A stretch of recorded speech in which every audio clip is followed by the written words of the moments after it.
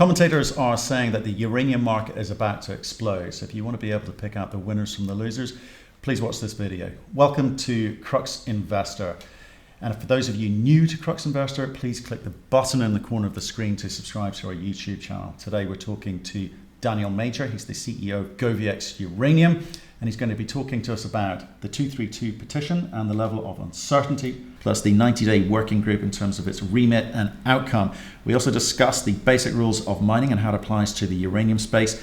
Daniel gives us his investment hacks, plus we also look at whether uranium stocks correlate with the main stock market. If you want to look at any of these topics, please click on the relevant timestamp in the description below, and that'll take you to that part of the video. In the meantime, let's find out what Daniel had to say. Hi Daniel, how are you, sir? I'm very good. Here in Vancouver, ready for the Sprott conference. 4 days of fun in the sun. Well, I hope you do get the sun. Always enjoy our catch-ups, but obviously quite opportune. It's post 232 announcement and right smack in the middle of the 90-day working group. So yeah. Why don't we kick off with that? Okay, 232, are you going to tell me you expected that result, are you? I wouldn't say I'm that smart, but I mean, in our calls, I've always tried to set out both sides of the camp here and explain why I thought it would not succeed, that there was a bigger issue here. And I think ultimately that's what's played through. The way it was announced, the working group to me there's two ways of looking at this. Is this just purely a can kicking exercise? Couldn't make a decision for 232. Let's kick the can down the road, but we dealt with 232 per se, the documentation, but we just kicked the can down the road for 90 days. I've got another 90 days to think about it and worry about it in the future. That is my concern to a degree, that's effectively, that goes both ways. That could be, I'm kicking the can down so the miners feel they're loved, but at the end of the day, I'm going to dump them off a cliff anyway. Right. Or I'm kicking the can down because I wasn't ready to make that decision. I'm slightly surprised by the rounding argument that was put there, because when 232 started, it was an application by the miners, but they very quickly turned it into a review of the nuclear sector. So what he's asking for is effectively what they did at the beginning anyway. So I think the working group, to me, is politics. So I just want to once and for all remove 232 from the conversations, both asking a couple of questions. Yeah. So one, do you think it has removed any uncertainty in the market? No. No. Okay, good. And because you've still got 90 days to think about it. Well, there you go. But if you look at the way it's been positioned by some groups, won't name names, but there's been a lot of discussion around this. Groups have their views. Yeah, everyone's right. Everyone's right. My interest is in what the 232 set out to do, because it was a conversation around national security. I think it's been re-engineered to be a conversation around, well, we've started a negotiation or discussion around the nuclear industry from which we uranium equities companies will benefit in the US. Yep. So it's a win-win, right? You're not a buyer. Yeah. Okay. Okay. No. So if we look at what you've just said in terms of can kicking down the road, are you of the mind that there's a case of the best outcome could be a new set of working groups to discuss the specifics around energy as a whole in the US, or specifically nuclear and all the vested interested parties in that? Because it seems to me that there's multiple conversations that could spin out of this. And again, coming back to the uncertainty question, do you not think this is where I'm slightly, stays? Yeah. I think it's slightly of a can-kicking exercise, because when you looked at the depositions that originally went in, they came from everywhere.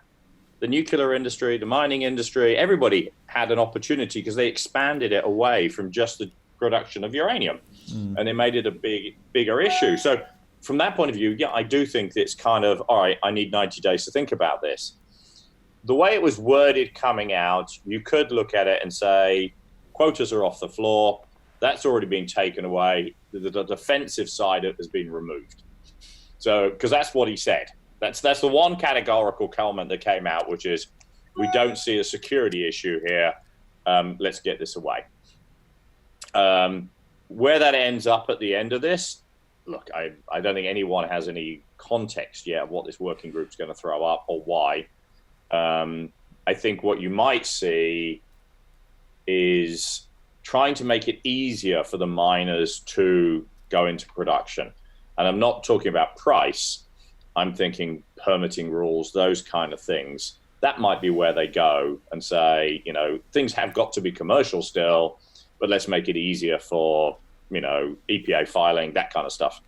Right. I mean, well, let's get into that in a minute in terms of, understanding what mining is like. Okay. So you're saying it'll bring the uranium miners more into line with conventional mining issues, what other miners have to think about.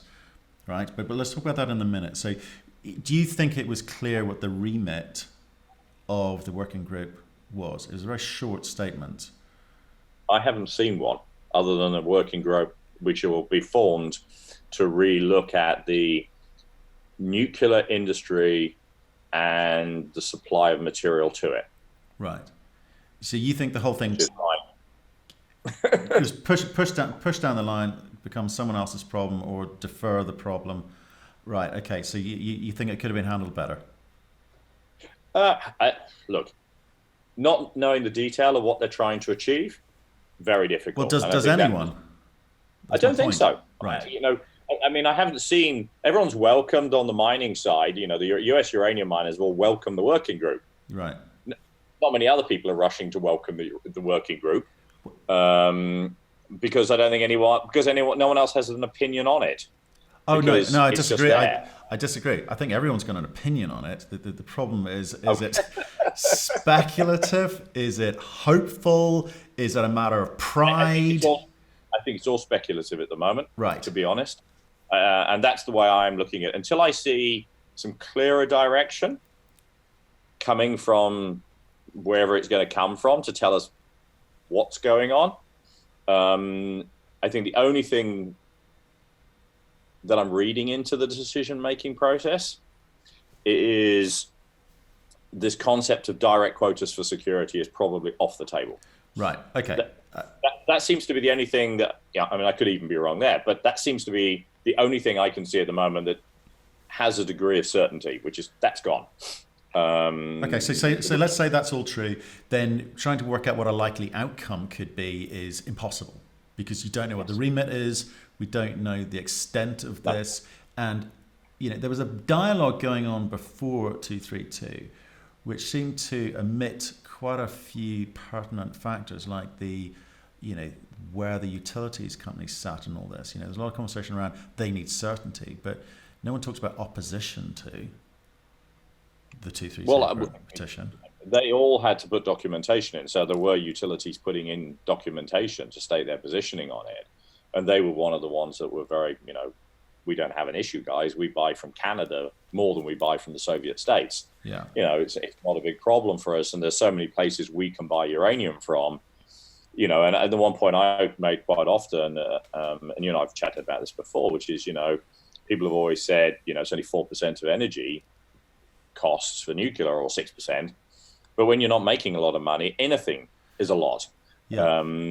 That you're squeezing your margins now. You've already taken everything into account. So, yeah, I think, you've seen Utah now sign off their clean energy bill, trying to support. And, this is what we talked about before.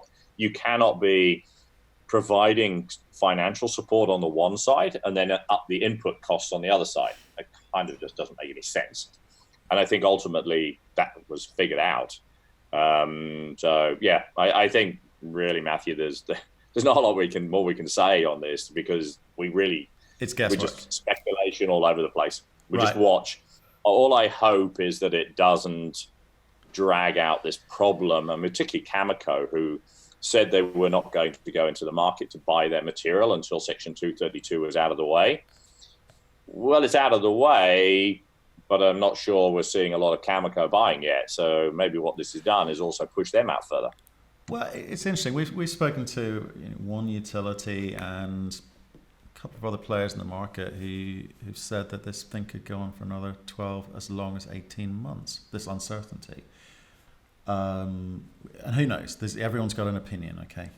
But it's I think it's fascinating to me that the uranium space is in this degree of it's unusual. It's got some unusual characteristics to it, and there's a lot of moving parts, more so than any other commodity. So let's hope we find out. Well, let's talk about. So if I may just finish, I've talked about some of the people who have got vested interests, whether it be funds, US players, utilities, etc. And kind of what's fascinated me was the switch in dialogue from pre-232 to where it is today. And it's this optimism based on the bigger picture, the supply-demand picture, which I think is a good one to be basing it on. Yep. But it got me to thinking about the fundamentals of mining, right? The fundamentals of mining still apply. And I think uranium buyers or equities buyers seem to forget that, or certainly forget that in conversations. It's rather sort of convenient to talk about the macro picture, but there are going to be good companies and not so good companies, and that's important. So why don't we talk about that? It's a kind of I want to call this sort of investment hacking for our investor community. So if you're looking at you're not a GoviEx person right now, you're an investor. With your investor hat on, I want you to sort of describe the sorts of things that you look for in a company if you're going to invest in the uranium space right now. Yeah, before I comment on that, this actually takes us back where we were 18 months ago. When you were WNA, Cameco particularly was standing up at the conferences like WNA and saying, hey guys, this is the cost we're producing at. This is the cost we need to keep producing at. You got closures coming. We need a better price if you want this long-term supply, because nobody can afford to build anything. And we're coming back to that scenario again, where the fundamentals of mining apply to the utilities as well, as you were saying, which is, guys, I think the number we looked at is about 20% of world supply in the next 10 years is gone. It just ceases to exist. It needs to be replaced, and therefore it needs a uranium price to justify replacing it. And guys, where's it going to come from? If you don't up the price and the contract, you won't see it. That's the one thing. On your question, I mean, there's nothing different to uranium mining as there is to copper mining or gold mining or any form of mining. Mining is mining. The only difference is our operators have to wear dose meters and they don't. And it's a real pain in the ass doing paperwork. So, I've even done pulp and paper in my life. It's the same as mining. You crush a tree down, you bleach it out, and you produce a paper from it. What's the difference to putting gold in a mill, putting cyanide on it, and producing a gold bar? Process is the same. At the end of the day, it comes down to the same things that we always have. What is the quality of the asset? What is the jurisdiction? What is the management? And the cost. Nothing is different when you look at companies. I think the only things that you're kind of looking at is timeframes here and cost. I mean, it's great. Nobody will dispute the Canadian projects that are currently sitting out there are probably the three best mining projects that are out there. I mean, you can't dispute Denison, who's got 19% grade in their deposit, that is not a good deposit. I mean, flipping hell. But, this comes down to timing and cash flow. It's a great deposit, but, as I said, you keep the Ferrari parked in the garage for 10 years, it's a bit boring. If you wanted to get to the shops, you'll take out the Ford Mondeo because you can use it to run around in. Because, someone like ourselves, we've got a great project, but it's permitted and you can get going. And that comes back to jurisdiction and understanding jurisdiction. Canada is a safe place. It is a safe place. And I think even within Athabasca, there are projects which are better than others. Yes. Okay. In terms of they're shallower or deeper, whatever. Or higher grade or whatever they are. Higher grade, yep. Or, they're earlier stage. So, the stock is at a price which may lift more, and if you're if you're one of the big producers, perhaps you don't sort of see those uplifts anymore. So as an investor, you need to kind of pick what your investment thresholds are and make that decision. So I agree with you. I think the ASIC is really, really important. The management team's ability to deliver is really important. And I encourage uranium investors to look at the mining fundamentals before they leap in. Not all things are born equal. Are you saying, so with regards to that, so are you saying you're kind of because you're permitted, you're the best of the rest outside of the Athabasca? Yeah, we have one big advantage sitting there. And so I look at us and say, if I'm looking at myself compared to everybody else, what is the one thing that has us standing out against the rest? And it's, I got a permitted project. It's ready to roll. All it needs is an improved price. So I got. But what are your grades? It's not just about permitted, because you're going to permitted low grade, low margin, Well, this is the point I was going to make to you. You look at your project and you go, right, there's my key factor that I've got. Why is this project got real potential? And so therefore you go, well, I can do absolutely nothing and just hope for a really high uranium price. But by the time I get a really high uranium price, time has gone and everybody else, I'm losing my angle. My advantage is being eked away. I mean, it's a bit like IP. IP lasts you for 5 years, and then if you haven't made your money, it's gone. Well, that's my point. And so, but what is your? Are you just saying if you are so far down the track, kind of like Bannerman, they're so far down the track, you've got your DFS, you're permitted, that gives your advantage. But if that's your only advantage, no. That's what I was going to. Right. So what we have to do, and what GoviEx is completely fixated on, I'm completely fixated on, which is, look, you either wait for this price, or you do your damnedest to drop your costs and optimize your project. So you actually only need this price. Mm-hmm. And that is what you've got to do, which is, I have a first mover advantage. I need to make sure that this company is turbocharged to take that advantage when it happens. So what have you done? What have you done? So we had continue. First thing I did when I started the FS, people said, well, why are you starting? Was actually to take that opportunity and not bring in a cast of thousands, but to put a small team together that basically said, look, guys, there's your PFS. What can we do to this project that substantially changes its costing?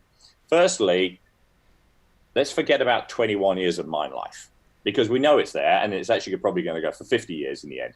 But this thing has got to pay for itself. It must pay its debt down within 5 years. Right. How do you change this project to pay its debt down in 5 years? So that's why it was important to get Miriam in. The other part of Miriam that was missing, the £6 million that are there in measured and indicated, because that meant the open pit was now longer than the debt period. So the debt guys could do that. So that basically simplifies the project. But the only bit we look at is an open pit. So just simplify it for people who are not new. Open pit means cheaper, right? It's simple. It's simple to explain. It's cheaper, but it's simpler.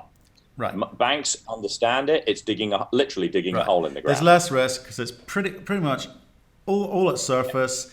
Because since you go underground, there's uncertainty about where things are and the cost of actually getting at it. It's a more complex mining methodology. Exactly. Ramping up becomes more different. Digging with a truck and a shovel, pretty basic. Right. So that's the first great thing which has happened with the way you plan things. That's the deepest issue. So now we're looking at contract mining. Because I can cut out about $25 million of capital if I can get a contract miner in. What we're doing is trying to find that balance between operating cost and capital cost, because you've got to get a better or same return out of your project, because the contract miner is going to want a higher operating cost because he's got to take into account his profit margin and his amortization of his mining equipment.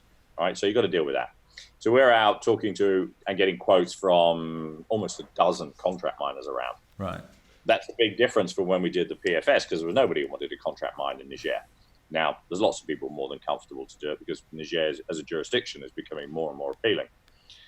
The other thing, and silly things like the plant was designed to be on top of the underground because that was the biggest mass, but we have to truck to it every time. We've got to go 25 kilometers to get to the plant from the open pit. Well, why don't you just move it next to the open pit to start there? There's some longer term benefits to that, and I won't go into detail on that now because we could talk for hours on that. The other big thing was to look at the plant and just let's say, look, guys, 50% of our costs from an operating cost and 2/3 of our capital are in the process plant. Right.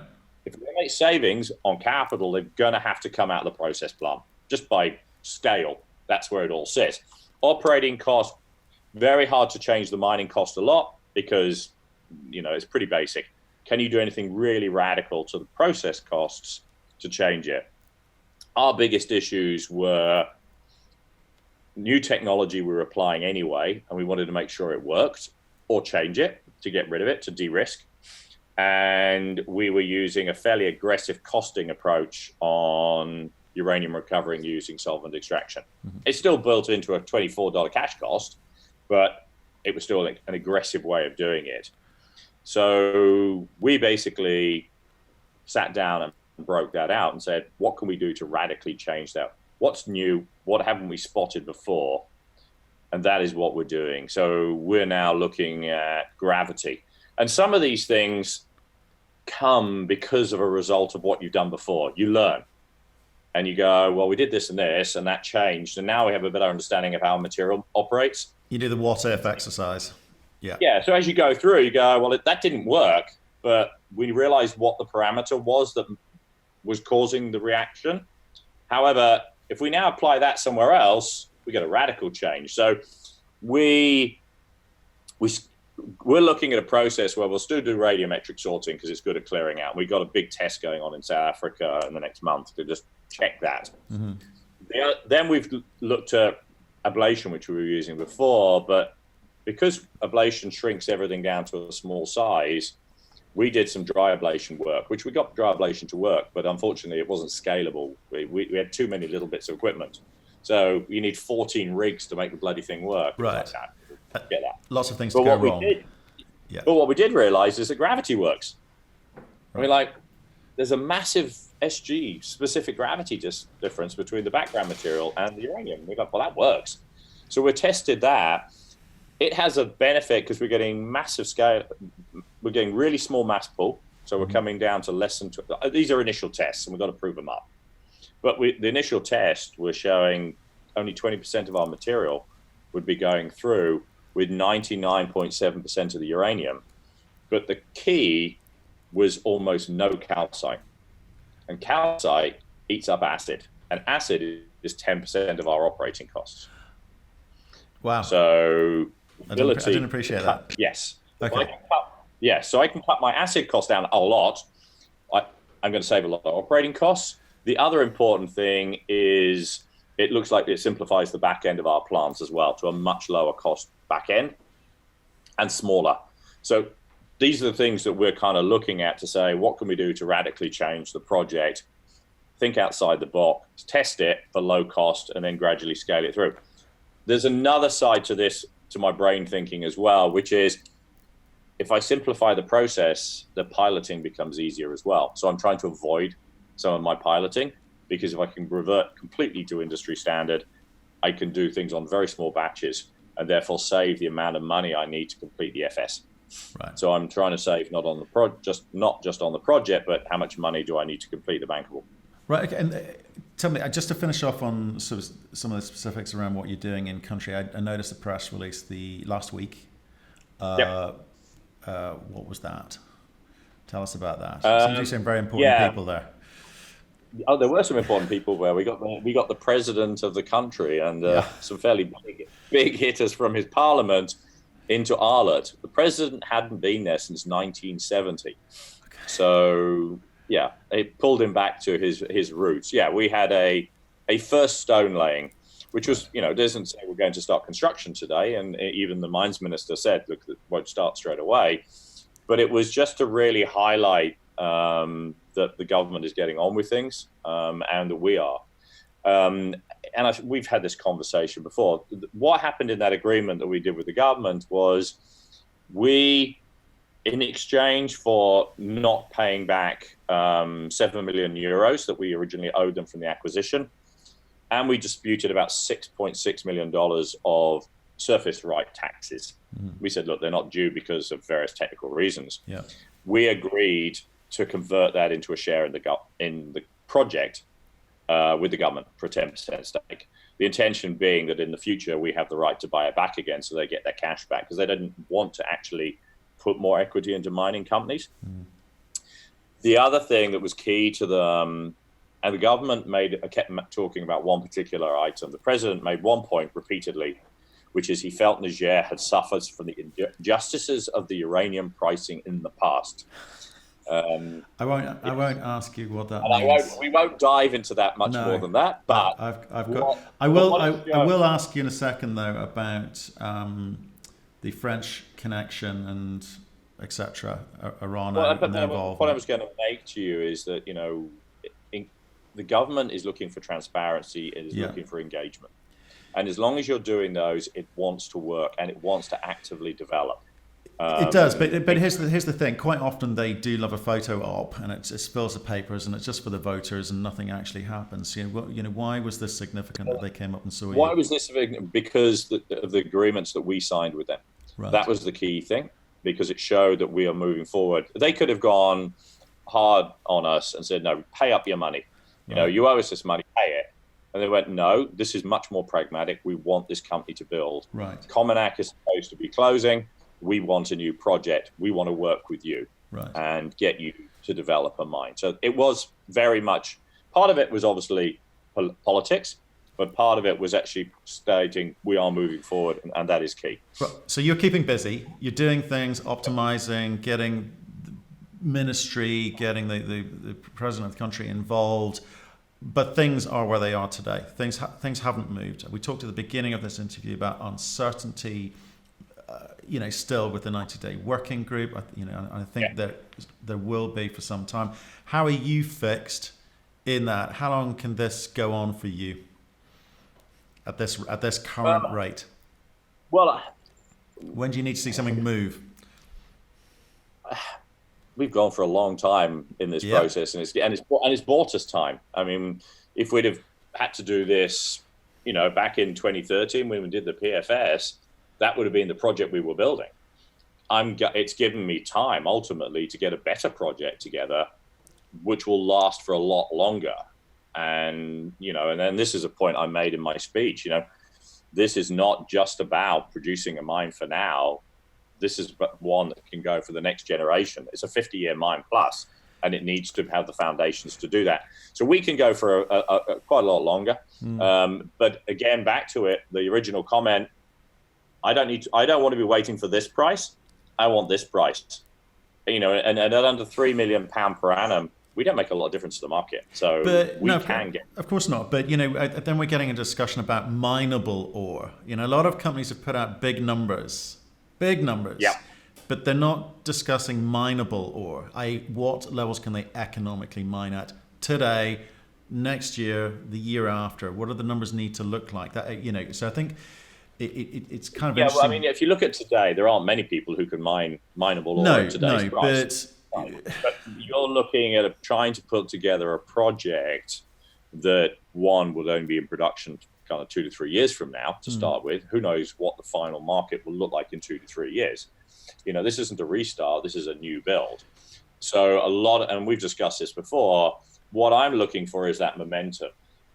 The other thing I'm looking for is to be able to take a much more interesting project. I mean, we have a great project, but I want it to be super great because I can then go and start talking to the off-takers way more aggressively because they want certainty of supply. And if I present now, they're going, well, hey, mate, you're going to need much higher price. So let's wait. If I go in and say, well, actually, I can get away here. This is the contract I want. Here's my nice project. You can provide that greater fiscal security and the bank side. So nothing really changes, but like everybody else, we need momentum. I mean, you can't move.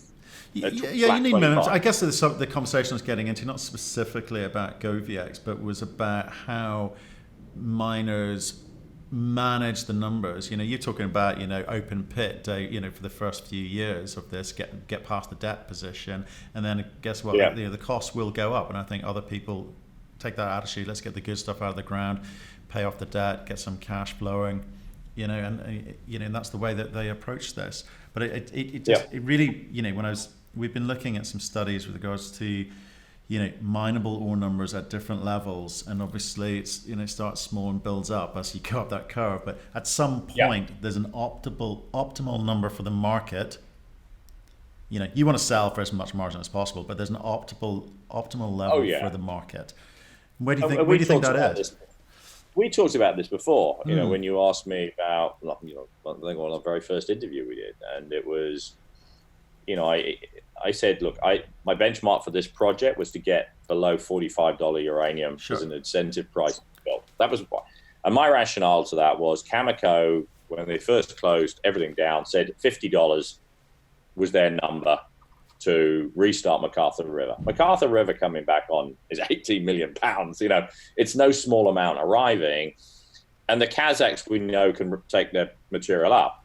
So I think in the short to medium term, my rationale has been Cameco will restart when they're comfortable that the market is right. The one thing we haven't seen is that buying. Cameco have just upped the amount they need to buy by the end of the year by 7%. I mean, when the hell are they going to squeeze that in? That's got to have an effect. No matter what happens this year, Cameco have got to meet those contracts. So I think while we're concerned about the 90 today, Cameco has got to be saying, well, at some point we've got to pull the trigger. So we have got to be buying material. So they're the guys who are going to blink first in this process and have to. And set off a series of events. That's what I guess everyone's hoping that, right? Well, yes, and I think they will. What they didn't like to be was the only guys in the market, but I think the reality is the US utilities now can be a bit more comfortable because there's a working group, but there's nothing defined. There's no Section 232 thing going on. There's a chat going on in the background. But I think more importantly is that Cameco need to buy material to get what they need. And I mean, we've talked about, dealing with the oversupply in the market at the moment, eating that up, but you think it's being eaten up at a rate which is unsustainable for very much longer. So you must therefore be able to put a timeline on this when you think it's going to I think by the end of this year, we will have seen that momentum kick into gear. I think Cameco's actions, unless something really aggressively comes out of the US government, which I don't expect it to occur, if they'd have done something super aggressive, I think they would have already done it. I think that demand pull for Cameco will start to move things. We've seen inventories gradually coming down elsewhere. If you look at UxC's numbers for US, Europe, they are dropping.